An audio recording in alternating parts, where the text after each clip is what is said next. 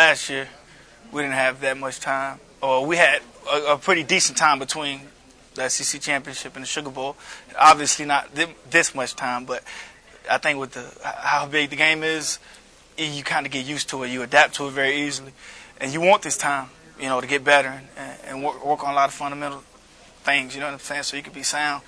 So I think it comes with it. If you're in a bowl game that's before, you adjust to it. You know what I mean? Like we've been to Shreveport before, and we didn't have that much time to prepare, but we adjusted to it. And with this game and this amount of time, you adjust to it. It's a lot of things that you got to do great because you're going against a great football team. Does last year also help you stay focused and tell some of the other guys, hey, what happened last year?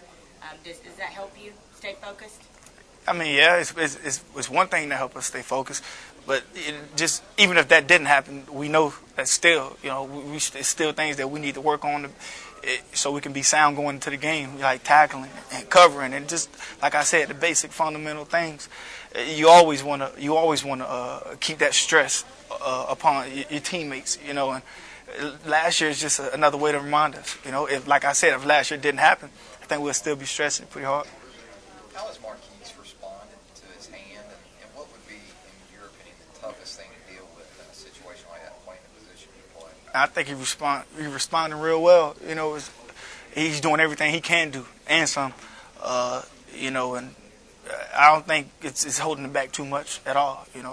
Still swatting balls, still covering guys. And I think the toughest thing is just the mental part of it. Working that hand back into the scenario, so to speak.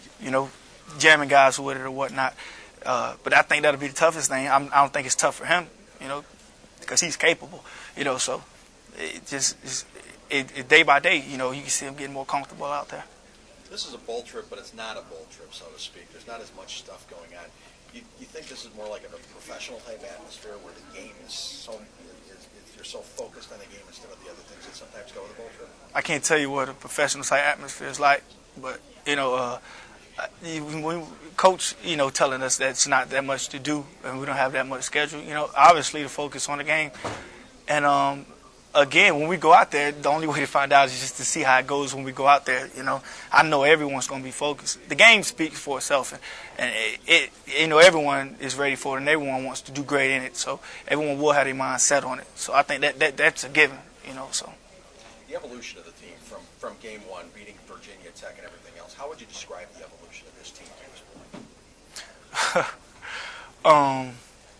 Just like we gelling, just like into this huge ball, a force to be reckoned with. We became closer and closer, week in and week out, and just we got better at something, and we trusted each other more each week, and to this, we started off and we was rolling pretty good, and now we this big ball, a force to be reckoned with, and I think we're trying to continue to keep that together. One more for Javi. Hey, Javi, being a senior, have you reflected on tomorrow is going to be your final practice here in Alabama, and would you just not think about that right now until after maybe the bowl game? I hope that I have a lot more football to play, so I wouldn't see it like that. I'm always be around here, and I don't like to make big deals out of situations like that. I go out there and I focus on getting better, and that's kind of external factor, so to speak. So that's not something I really ponder upon like that.